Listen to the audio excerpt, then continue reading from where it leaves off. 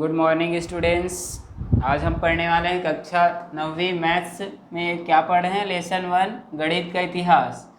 तो पिछले क्लास में हिस्ट्री ऑफ मैथमेटिक्स में देखे थे कि शून्य का आविष्कार, अंक पद्धति के बारे में पूरा पढ़ा था और गणित के जो गणिताचार्य हैं उनके बारे में पढ़े थे। तो इस प्रश्नावली में प्रश्नावली 1.2 इसमें पढ़ेंगे वैदिक गणित।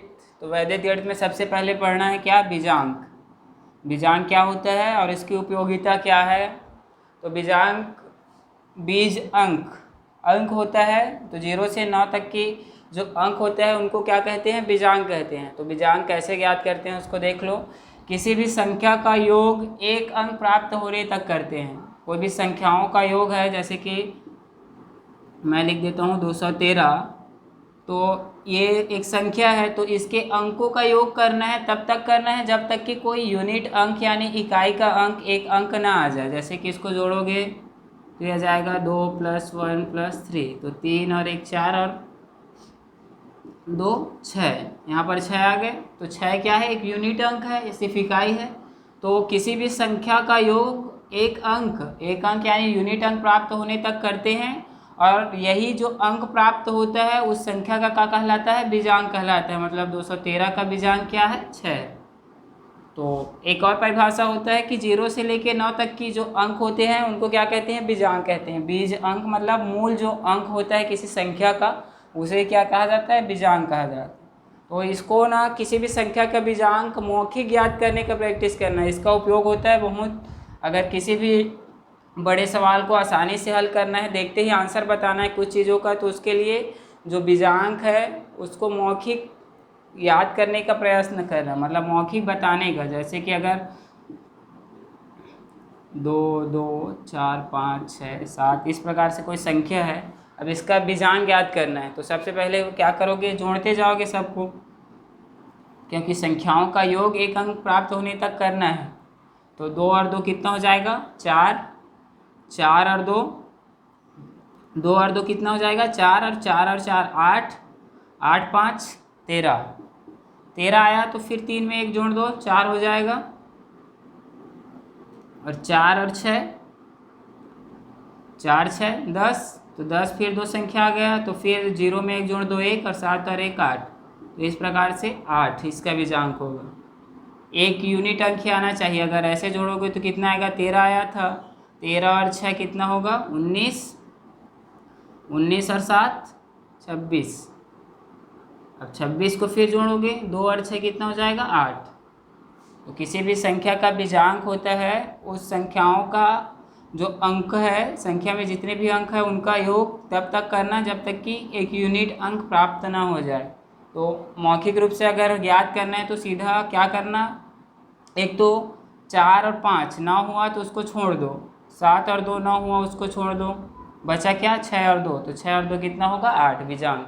तो बीजांक सरल रूप से ज्ञात करना है तो एक कर सकते हो, 0 और 9 दोनों को छोड़ सकते हो। मतलब किसी भी संख्या के बीजांक में अगर हम 0 को जोड़ेंगे या फिर छोड़ेंगे तो उससे उसके बीजांक में कोई फ़र्क नहीं पड़ता। 9 को जोड़ोगे इसमें या फिर उसको छोड़ दोगे तो भी इस संख्या के बीजांक में कोई फ़र्क नहीं पड़ेगा। तो अगर जैसे ही 9 आता है किसी भी संख्या का योग तो उसको छोड़ सकते हो, तो सरल हो जाएगा। या फिर जैसे मैं पहले बताया हूँ कि इसको जोड़े तो 2 2 4 आया, 4 और 4 8 आया, 8 5 कितना आया? 13। तो 13 को तुरंत यहीं पर जोड़ दो, 3 और 1 4, तो ये भी सरल हो जाएगा। बट बीजांक को आपको मौखिक बताना है, इस प्रकार से मतलब जोड़ना नहीं है, सीधा देखते ही आंसर पता चल जाना चाहिए कि इसका बीजांक क्या है। तो बीजांक से एक बात ध्यान रखना कि बीजांक से क्या क्या फ़ायदा है, इसको देख लो पहले। तो किसी संख्या का बीजांक उस संख्या से 9 से भाग देने पर बचने वाले शेष फल के बराबर होता है। कोई संख्या है उसका अगर बीजांक निकालोगे तो जो बीजांक आएगा वो अगर 9 से भाग दोगे तो जो रिमाइंडर बचता है, जो शेष फल बचता है, वही होता है। जैसे कि अभी लिया था 213, तो अगर मैं इसको 9 से भाग दूंगा तो जो शेष फल बचेगा वही क्या होगा? उसका बीजांक होगा। तो शेष फल ज्ञात करने के लिए भी बीजांक का उपयोग कर सकते हो। अगर 9 से भाग दोगे तो जो शेष फल होगा, अगर उसको ज्ञात करने के लिए क्वेश्चन आए हैं और आपको पूरा भाग देने की ज़रूरत नहीं है, सिर्फ बीजांक निकालोगे वही आंसर होगा। जैसे इसका बीजांक क्या होगा? 3 और 1 4 और 2 6। तो अगर 213 को 9 से भाग दूंगा तो शेषफल कितना आएगा, 6 आएगा, क्योंकि इस संख्या के बीजांक कितना है, 6। देख सकते हो भाग दे के, 9 एक कम 9, 9 दूनी 18 हो जाएगा, 2 बार में जाएगा तो बचेगा कितना, 3 33 और 9 9 तिया 27, तो 3 और 3 6 बचेगा, तो शेषफल कितना आएगा, 6। 213 को 9 से भाग देना, शेषफल कितना आएगा, 6 आएगा, क्योंकि इसका बीजांक क्या है, 6। तो किसी भी संख्या को अगर 9 से भाग दोगे तो उसका शेषफल ज्ञात करना है, तो क्या करोगे, किसी भी संख्या का बीजांक ज्ञात कर लेना, उसका शेषफल निकल जाएगा, भाग देने की ज़रूरत नहीं है। तो इसका उपयोग कर सकते हो गणित में। अगर क्वेश्चन आया है 1 नंबर का, मतलब ऑप्शनल क्वेश्चन, जैसे कि कॉम्पिटिटिव एग्जाम में होता है, तो उसमें एक क्वेश्चन के लिए सिर्फ 30 सेकेंड रहता है। अब 30 सेकेंड है, कोई बड़ी सी संख्या दे दिया है, 2 3 4 5 6 7 8 9, इस प्रकार से एक लंबी संख्या दी है और बोला है इसको 9 से भाग दो और कितना शेषफल बचेगा ये बताओ।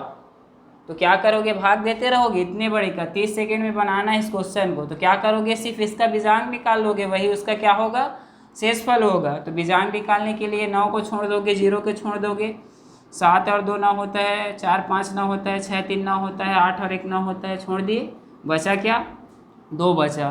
तो 2 बीजांक है इसका, तो शेषफल कितना आएगा, 2।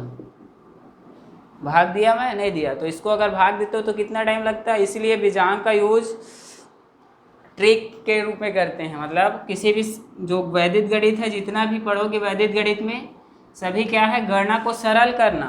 वैदिक गणित का मुख्य जो पढ़ोगे उसमें गणना को आसानी से कर सकते हो, किसी भी कैलकुलेशन को। अब इसको 9 से भाग देते हो तो कितना टाइम लगता, तो इसको सिर्फ 30 सेकेंड में ही बनाना है, इसलिए क्या करोगे, इसका बीजांक निकाल लोगे, वही उसका शेषफल होगा।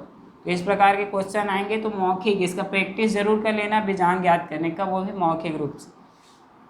फिर है एक और उपयोगिता है बीजांक का, बीजांक से 9 और 3 की विभाज्यता। कोई संख्या 9 से भाग जा सकती है कि नहीं, पूरी कि 3 से पूरी तरह विभाजित हो सकती है, नहीं। विभाज्यता क्या होता है, किसी भी संख्या की विभाज्यता होती है कि वह संख्या उस संख्या से पूरी तरह विभाजित होती है कि नहीं। अब हमको 9 से विभाज्यता अगर ज्ञात करना है, मतलब वो संख्या है 9 से पूरी तरह विभाज्य हो रही है कि नहीं। तो 9 की विभाज्यता ज्ञात करोगे तो अगर भाग देकर देखोगे, शेषफल 0 आएगा, तब वह पूरी विभाज्य हो। लेकिन हमको वहाँ तक जाना ही नहीं है, हमें क्या करना है, 0 और 9 बीजांक निकालोगे अगर किसी संख्या का, और उसका बीजांक अगर 0 आता है या फिर 9 आता है, तो वह संख्या 9 से पूरी विभाजित हो सकती है। जैसे चेक करने के लिए बोल दिया है, ये कोई संख्या है, अब इसको चेक करना है कि 9 से पूरी तरह विभाजित है कि नहीं। तब क्या करोगे, 9 से भाग देकर देखोगे, शेषफल 0 आएगा, तभी ये पूरी तरह विभाजित होगी। तो उससे शेष भाग ना देकर क्या करेंगे, हम बीजांक ज्ञात कर लेते हैं। तो बीजांक कितना होगा, 9 छोड़ दिए, 7 और 2 9, 8 और 1 9, बीजांक कितना आया, 1 आया। मतलब ये 9 से पूरी तरह विभाजित नहीं हो सकते, उसमें एक शेषफल बच रहा है, तो पूरी तरह विभाजित हुई क्या, नहीं हुई। तो इस प्रकार से चेक कर सकते हो, जैसे कि 81 को ही चेक कर लो, तो 8 और 1 कितना होगा, 9, मतलब ये 9 से पूरी तरह विभाजित हो सकती है। तो 9 की विभाज्यता अगर चेक करना है तो क्या करोगे, 0 और 9, बीजांक अगर 0 और 9 है तब वह संख्या 9 से पूरी तरह विभाजित हो सकती है। और 3 की विभाज्यता अगर चेक करनी है तो 1 2 3 6 और 9। अगर किसी संख्या का बीजांक 3 आता है या फिर 6 आता है या फिर 9, तो वह संख्या क्या होगी, 3 से पूरी तरह विभाज्य होगी। तो बीजांक ज्ञात करके 9 और 3 की विभाज्यता ज्ञात की जा सकती है। जैसे कि 81 है, अब 81 से हमें पता करना है कि वो 3 से पूरी तरह भाग जा सकता है कि नहीं 81 का। तो क्या करोगे, इसका बीजांक ज्ञात कर लोगे तो 9 आएगा, 9 आया है मतलब 3 से पूरी तरह विभाजित हो सकता है। अगर इसको 3 से घटाओगे तो पूरी तरह भाग चला जाएगा, ये हो जाएगा 3 दूनी 6, बचेगा 2 21, 7 या 21, तो 87 या 81 होता है। तो 3 से पूरी तरह विभाजित हो गया। तो अगर कोई भी लंबी संख्या है तो उसको अगर विभाज्यता ज्ञात करना है, क्या करोगे, सिर्फ बीजांक निकालोगे। 3 6 और 9 आया तो क्या समझोगे कि वह 3 से विभाजित हो जाएगी, और अगर 0 या फिर 9 आता है तो 9 से विभाजित। तो 9 और 3 का विभाज्यता बीजांक निकाल के ज्ञात कर सकते हैं, ठीक है। तो अगली प्रश्नावली में 1.3 देखेंगे। इस प्रश्नावली का आप लोग प्रैक्टिस जरूर कर लेना। सिर्फ इसमें क्या करना है, बीजांग ज्ञात करना है। बीजांग के बेस पे अगर क्वेश्चन पूछता है कि 9 से भाग देने पर शेषफल कितना होगा तो भी बीजांग ज्ञात करोगे। अगर विभाज्यता ज्ञात करनी है 9 और 3 की तो भी क्या करोगे, बीजांग की। बीजांग ज्ञात करना क्या होता है, किसी भी संख्याओं का योग तब तक करना जब तक कि एक यूनिट अंक प्राप्त न हो जाए। ठीक है, तो चलिए नेक्स्ट क्लास में फिर मिलेंगे।